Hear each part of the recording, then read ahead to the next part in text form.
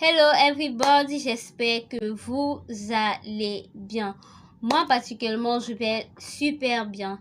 Alors, je reviens aujourd'hui avec une nouvelle vidéo sur la question comment constituer votre dossier de demande de candidature, votre dossier de demande d'emploi. Beaucoup de gens au Cameroun ne savent pas comment constituer leur dossier de demande d'emploi. Moi particulièrement avant, mais j'ai lu quelque part et j'aimerais partager avec vous comment constituer, quels sont les éléments qui entrent dans le dossier de demande de candidature.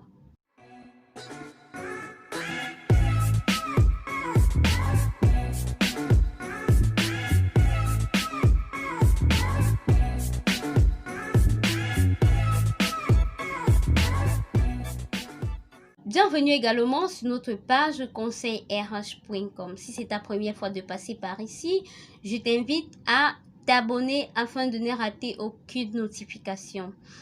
Je vous informe également de l'ouverture de notre chaîne YouTube Solution Job RH. Je vous invite à vous abonner aussi également afin de ne rater aucune notification. Notre but ici est de vous aider à intégrer un monde professionnel et avoir un super parcours. Quels sont les éléments qui entrent dans votre dossier de candidature? Comment constituer votre dossier de demande d'emploi? Première pièce ou document qui entre dans le dossier, la lettre de motivation. C'est un document qui montre à votre futur employeur que vous êtes très motivé au poste à pourvoir. Sur ce, vous deviez adapter votre lettre de motivation en fonction du poste à pourvoir.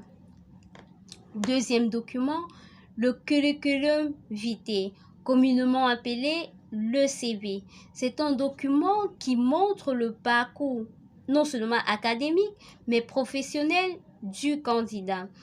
Vous deviez également faire les mises à jour de vos CV tout le temps. Pourquoi? Généralement, en entretien, on se rend compte, nous voyons en entretien, que le candidat a rédigé son CV, il a gardé dans le placard. Lorsqu'il a eu une offre à l'horizon, il a retiré son CV du placard et a postulé tout simplement sans le mettre à jour. Et là, le recruteur se dit, mais cet homme, il ne sait pas, cet homme ou cette femme ne sait pas vraiment ce qu'il veut. Alors, vous deviez mettre à jour tout le temps votre curriculum vitae. Troisième document, la copie certifiée conforme de votre dernier diplôme. C'est très important. Je dis bien copie certifiée conforme. Généralement encore, en entretien d'embauche, nous voyons des dossiers de candidature. Il photocopie tous les diplômes qu'il a eus et le met dans son dossier de candidature. Non, vous deviez tout simplement photocopier et certifier votre dernier diplôme. Quatrième élément, la copie certifiée également de votre dernière formation. Et oui, également quand vous effectuez les formations, vous deviez exiger un document qui prouve que vous avez vraiment fait cette formation-là. Parce que tout ce qui est dit dans votre CV doit être justifié en annexe. Donc, vous deviez laisser une copie certifiée conforme de votre dernière formation. Cinquième élément, la carte nationale d'identité. Ça, c'est un document qui montre que vous êtes une personne et que vous existez, généralement appelé CNI. Donc, vous deviez photocopier votre carte nationale d'identité et mettre dans votre dossier ou encore votre passeport lorsque vous êtes ressortissant. Cinquième élément, attestation de stage. Là aussi, c'est important. Lorsque vous effectuez des stages, vous deviez exiger après le stage un document qui prouve que vous avez vraiment fait ce stage-là. Même si c'est chez Mami Makala, vous deviez exiger un bout de papier qui prouve que vous avez vendu les beignets pendant une certaine période chez Mamie Makala.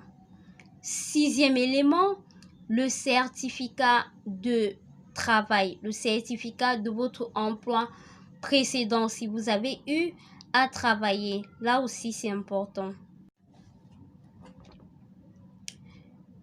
8e et dernier élément, dernier document, qui entre dans votre dossier de demande d'emploi, la lettre d'appui ou la lettre d'engagement.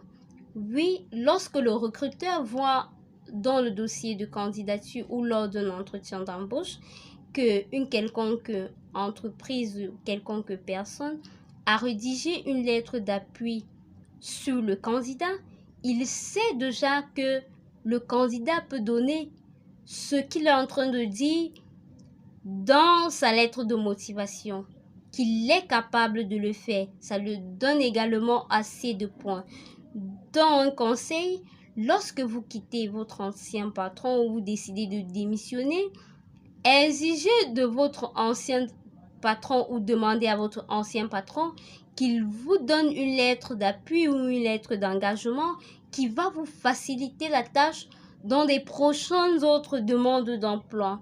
Voilà, c'était quelques éléments qui vont vous permettre de mieux constituer votre dossier de demande d'emploi. Si tu as aimé, je t'invite à laisser un pouce bleu, à commenter ou à partager. À très bientôt pour une nouvelle vidéo.